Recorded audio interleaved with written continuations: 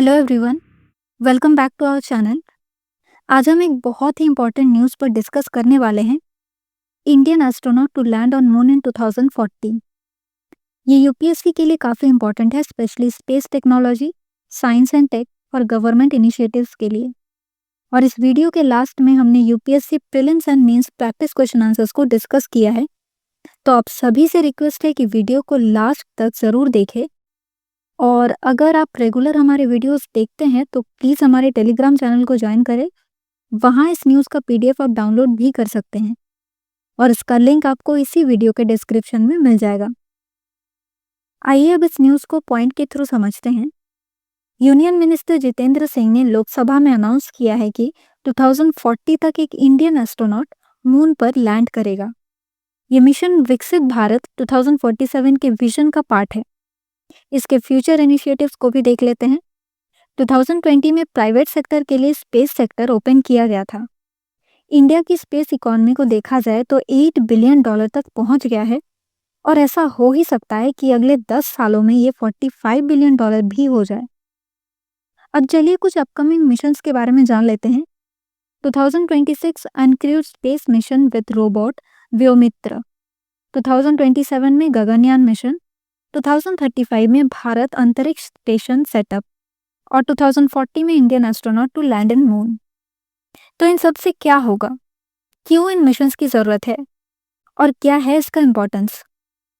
तो ये initiative India को एक स्पेस सुपर पावर बनाने की ओर ले जाएगा। प्राइवेट सेक्टर पार्टिसिपेशन से इनोवेशन और एम्प्लॉयमेंट अपॉर्चुनिटीज बढ़ने वाले हैं।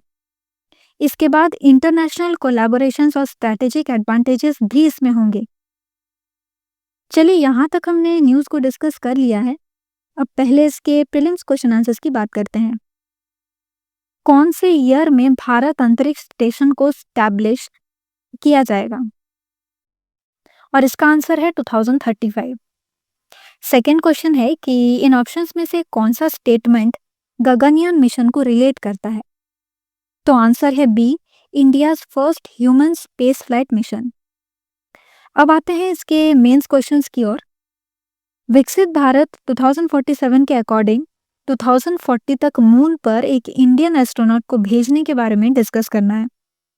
तो ये टेक्नोलॉजिकल एडवांसमेंट और नेशनल प्राइड का सिंबल है। ग्लोबल स्पेस रेस में इंडिया के पोजीशन को बढ़ावा मिलेगा।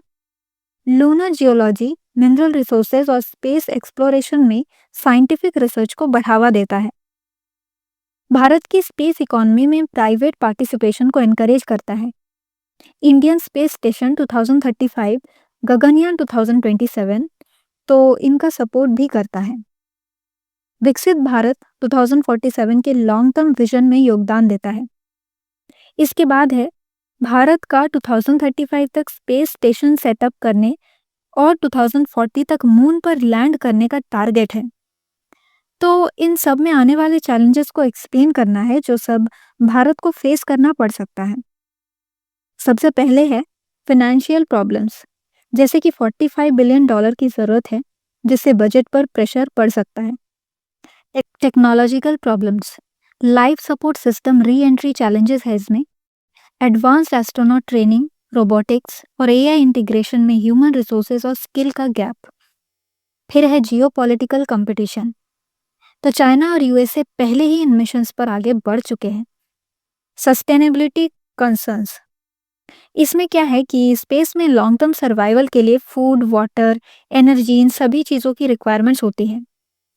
प्राइवेट सेक्टर रोल, इसमें better PPP frameworks, investment incentives की ज़रूरत है। अब लास्ट क्वेश्चन है, गवर्नमेंट के 2020 रिफॉर्म्स के अकॉर्डिंग भारत की स्पेस इकोनॉमी को बढ़ावा देने में प्राइवेट सेक्टर पार्टिसिपेशन को डिस्कस करना है। इसको भी पॉइंट वाइज डिस्कस कर ही लेते हैं। 2020 में स्पेस सेक्टर को प्राइवेट प्लेयर्स के लिए ओपन कर दिया गया।